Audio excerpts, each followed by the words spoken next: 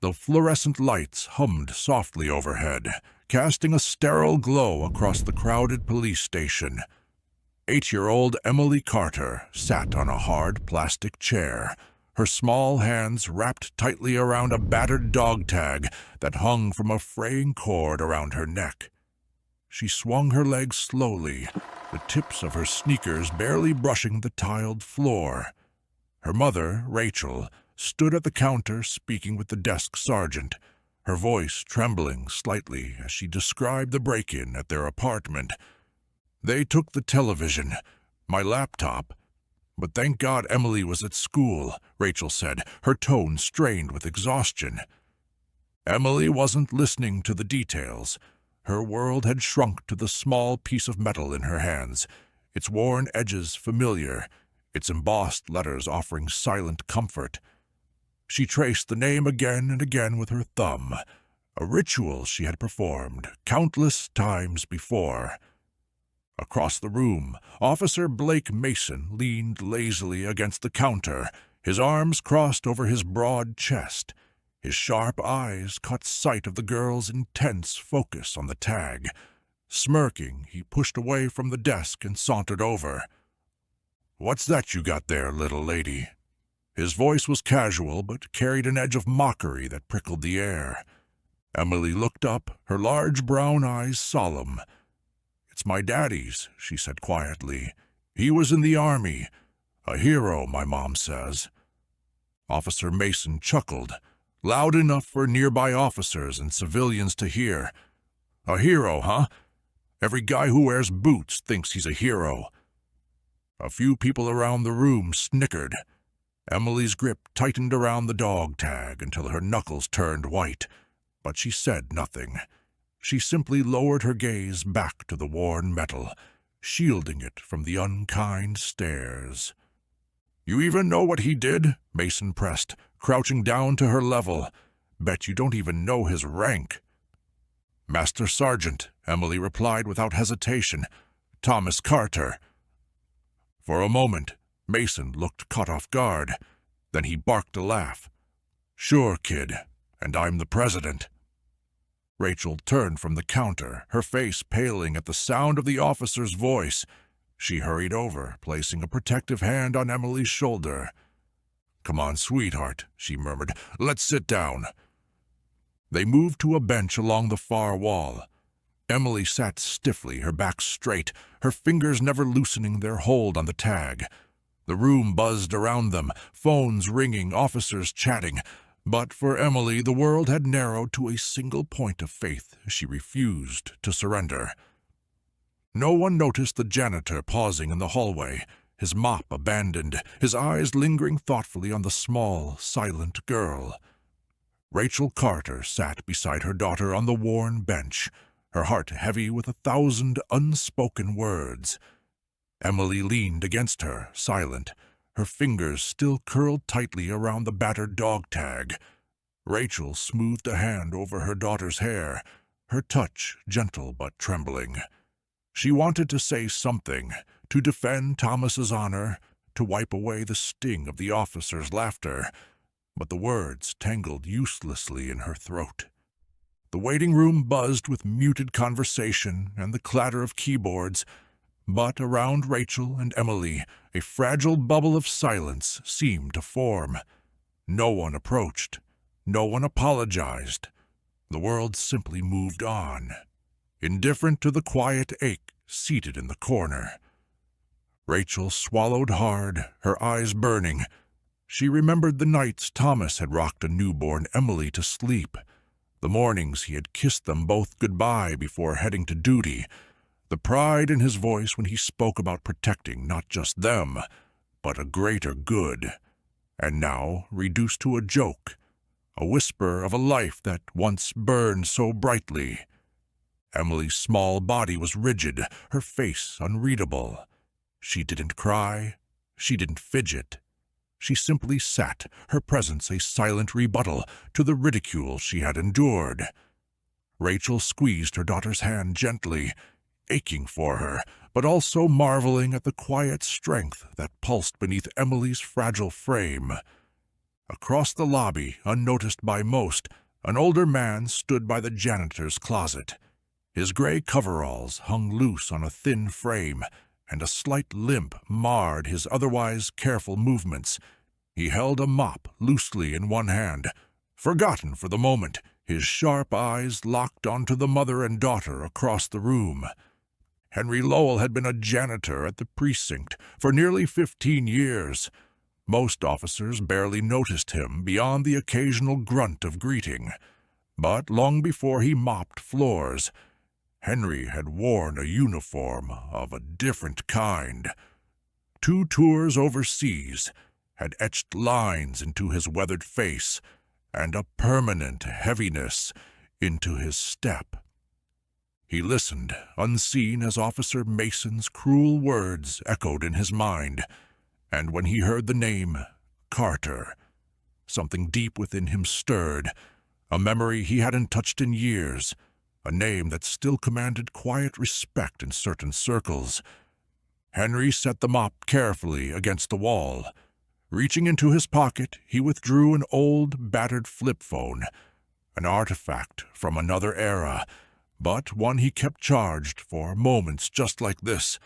His fingers, stiff with age, punched in a number from memory. He turned his back to the lobby, stepping outside into the chill spring air. Raising the phone to his ear, he waited. After a few rings, a voice answered. "Sir, it's Henry Lowell," he said, his voice low but steady. "I'm at the downtown precinct. There's something you need to hear." Inside, Rachel wrapped her arms protectively around Emily, holding her close. Neither of them noticed the way the mood in the station had shifted, an invisible current, as if the walls themselves held their breath. Change, though unseen, had already begun. Outside the precinct, Henry Lowell leaned against the cool brick wall, the battered flip phone pressed to his ear. The early spring wind tugged at the sleeves of his uniform, but he barely noticed. His voice, usually gruff with age, was measured and respectful now, the voice of a soldier reaching out to an old commander. "It's about Thomas Carter's family, sir," he said quietly. "They're here. His little girl, she's been mocked, disrespected."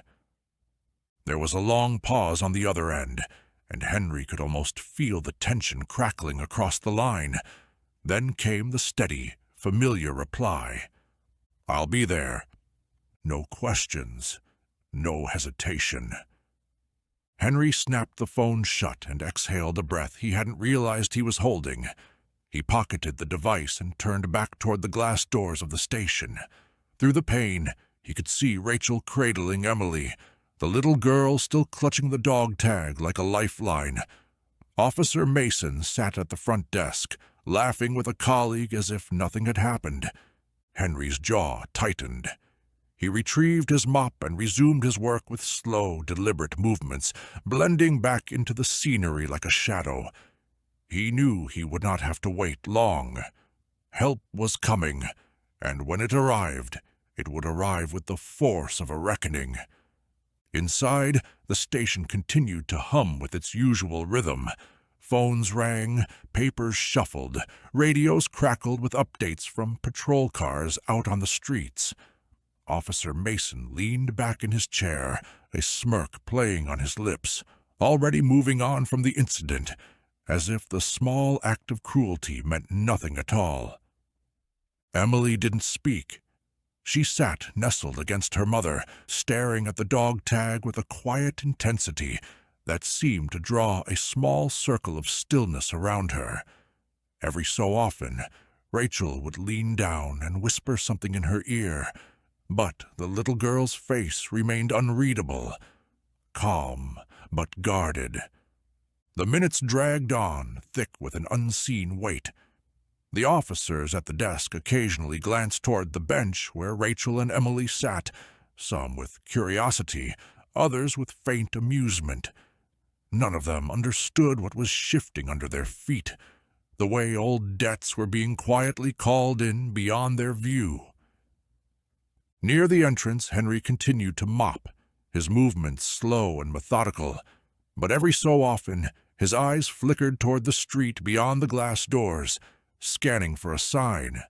Then, in the distance, headlights cut through the afternoon light, steady, unhurried, purposeful. A sleek black car pulled up to the curb.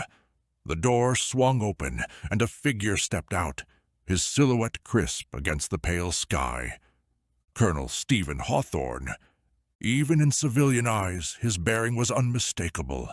Shoulders squared, chest high, the silver gleam of rank catching the sunlight. He wore his full-dress uniform, every ribbon and medal meticulously placed, the sharp lines of his jacket a testament to a lifetime of service and sacrifice. Henry set the mop aside and moved to the door. He pushed it open and held it there, offering a small nod that passed between old soldiers without the need for words. The colonel returned the nod with a flicker of acknowledgement, then strode inside without breaking pace.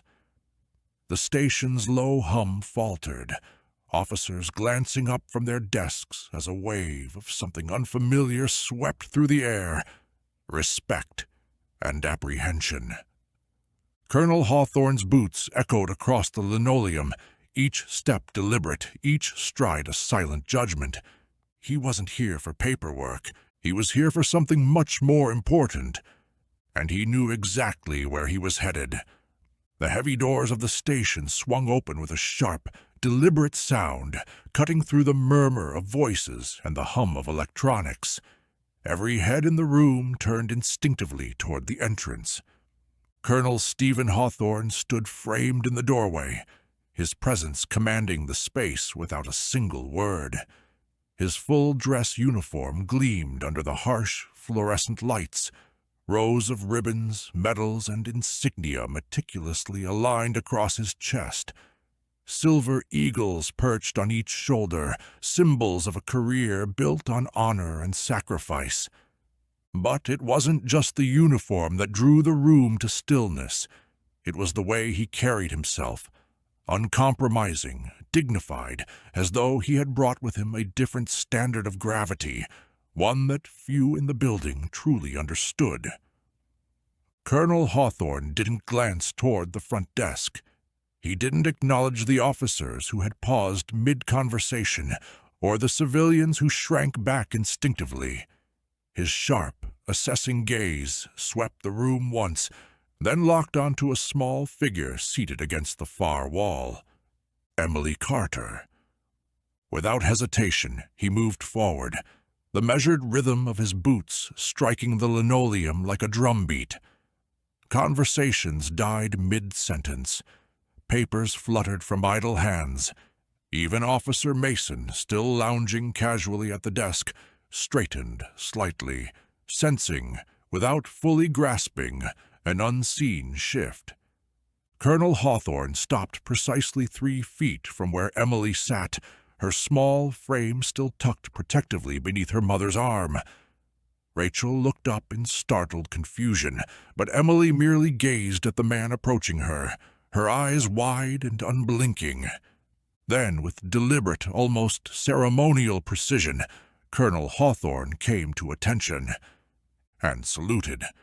The room held its collective breath. The salute was flawless, sharp, unwavering, and filled with a depth of respect that spoke louder than any words. In the hierarchy of military tradition, this gesture was sacred, a symbol of honor, a recognition of service rendered, sacrifice made. And he had offered it first, to an 8-year-old girl clutching a worn dog tag. Emily stared up at him, stunned. Slowly, unsurely, she released the tag from her grip and rose to her feet. Her movements were small, but filled with a kind of careful dignity, as if she understood instinctively that this moment mattered more than anything said or unsaid before. Colonel Hawthorne lowered his salute and knelt down until he was at eye level with her, a towering figure made smaller not by stature, but by choice. "Young lady," he said, his voice carrying clearly through the silent station. Master Sergeant Thomas Carter was not just a hero. He was my instructor, my commander, my friend. Rachel covered her mouth, a soft gasp escaping her lips. Emily's hands trembled slightly at her sides, but she stood firm, her chin lifting just a little higher. Across the room, Officer Mason sat frozen, the color draining from his face. His earlier smirk had vanished, replaced by a growing horror as the weight of his actions settled on him. Colonel Hawthorne reached into his breast pocket and withdrew a small, carefully folded photograph. With reverence, he opened it on the bench between them, revealing a black-and-white image of soldiers standing in tight formation. In the center of the group, a man stood slightly apart, his posture unmistakable, even in his still frame. Strong, steady, proud. Thomas Carter. Emily touched the photo with trembling fingers, tracing the outline of her father's face, as if trying to bridge the years and distance that separated them. Colonel Hawthorne's voice softened, though it still carried the strength of command. He shaped men like me, saved lives, changed destinies. Your father's legacy didn't end when he left us, Emily. It lives in every soldier who ever had the honor to learn from him. For a long moment, no one moved. The room was suspended in a reverent silence, broken only by the soft, choked breaths of those who realized they had witnessed something far greater than they had understood moments before. Respect, long overdue, had finally entered the room. Colonel Hawthorne rose slowly from where he knelt, his movements crisp, dignified. For a moment, he stood beside Emily in a silent show of solidarity, his presence shielding her from the stares that had once been filled with mockery, but now brimmed with guilt and shame. The colonel turned slightly, his gaze sweeping across the station, settling briefly, deliberately, on Officer Mason. Mason shifted uncomfortably in his seat, his hands fidgeting with papers that suddenly seemed trivial. He could feel the weight of the room turning against him, not with loud condemnation, but with something far worse, silent judgment. Colonel Hawthorne spoke, his voice cutting cleanly through the heavy air. Master Sergeant Thomas Carter, he said, was the kind of leader who left an imprint on every life he touched. When others broke under pressure, he stood. When fear paralyzed others, he moved. He carried soldiers to safety, refused evacuation until every man under his command was accounted for. He paused, letting the words settle like stones dropped into deep water. "You laugh at his daughter," he said quietly, his eyes never leaving Mason. "But the man you mocked trained warriors who now command divisions, who wear stars on their shoulders, who remember his lessons every day they lead." Mason opened his mouth as if to defend himself, but no sound came. He looked down, his face flushing with something that hadn't touched him earlier: shame. Colonel Hawthorne turned back to Emily and knelt once more, this time pulling from his pocket a small, polished medal encased in glass. He placed it gently in her hand. "Your father earned this," he said, "but it belongs with you now." Emily cradled the medal with both hands, her lower lip trembling. She didn't speak, but the gratitude in her wide, tear-filled eyes said more than words ever could. Rachel pressed her hand against her heart, blinking rapidly against the burning in her eyes. She hadn't expected justice to come in this way, not shouted, not demanded, but given freely, with honor and with truth. Across the station, officers began to rise, one by one, each standing straighter, each offering silent respect to the small girl who had defended her father's memory without a single word. At last, the invisible hero had been seen, and he had been honored. The station doors had barely stopped swinging when another figure appeared from the hallway beyond. Captain Melissa Green, the precinct commander, stepped into view. Her uniform was immaculate, her expression sharp and unreadable as she surveyed the scene unfolding before her.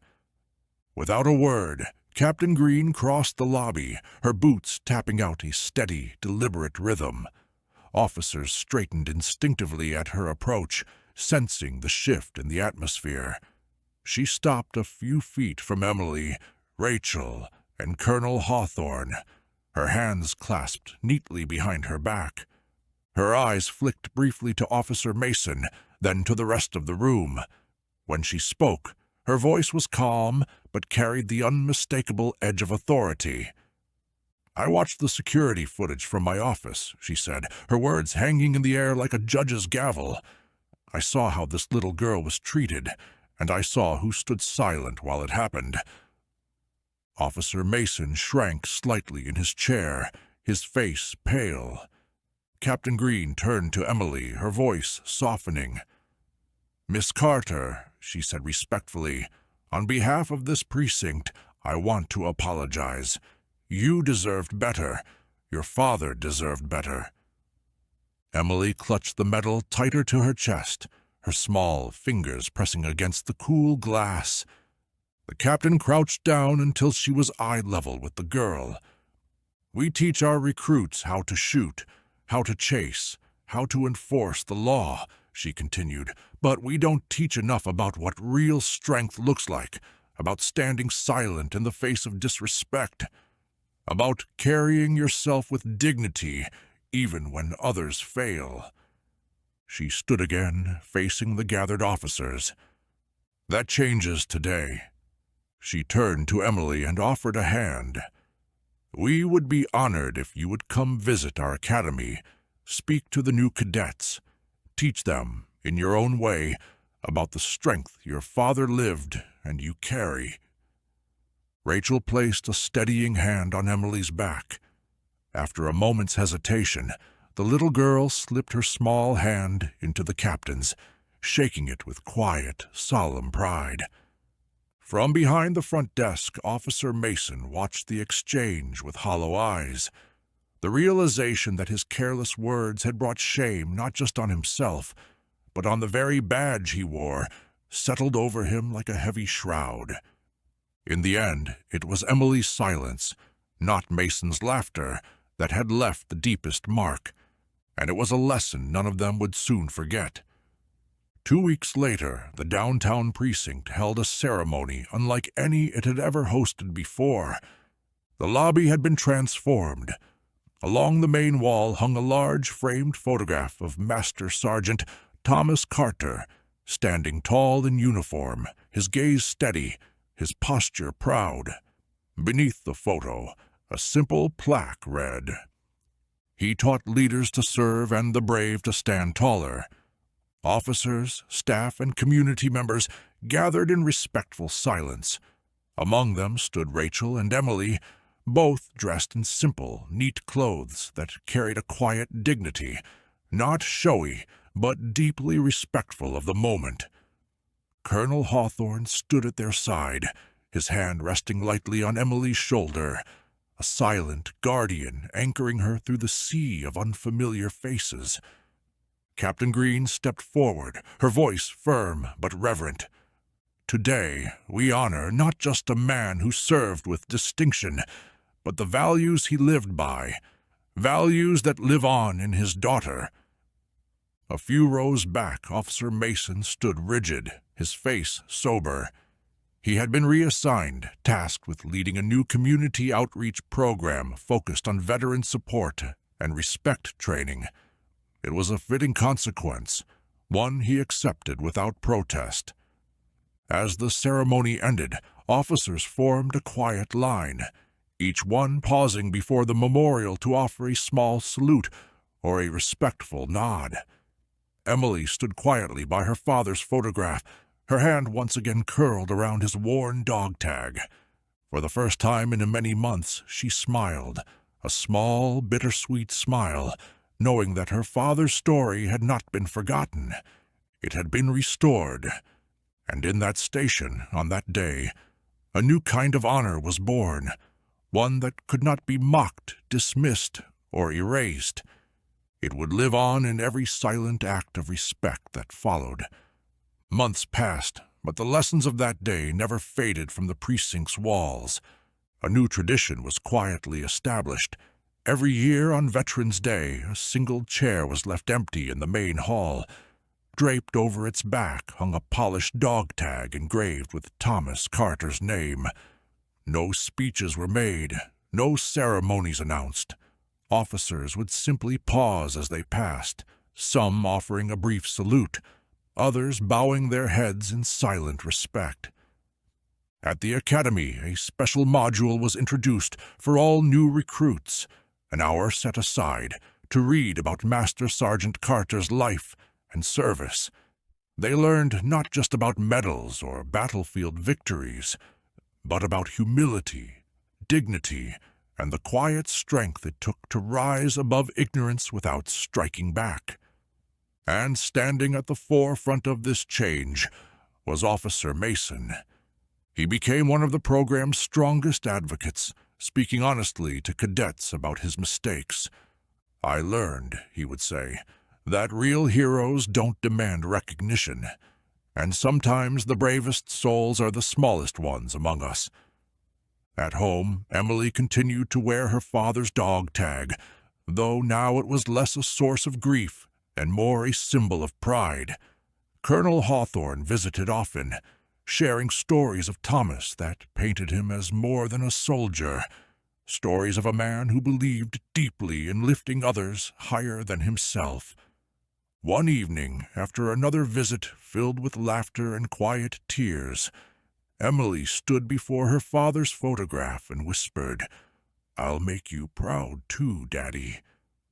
And somewhere in the quiet spaces between heartbeats and memories, the legacy of Thomas Carter lived on, strong, unbreakable, shining silently through every soul he had touched. A hero never forgotten,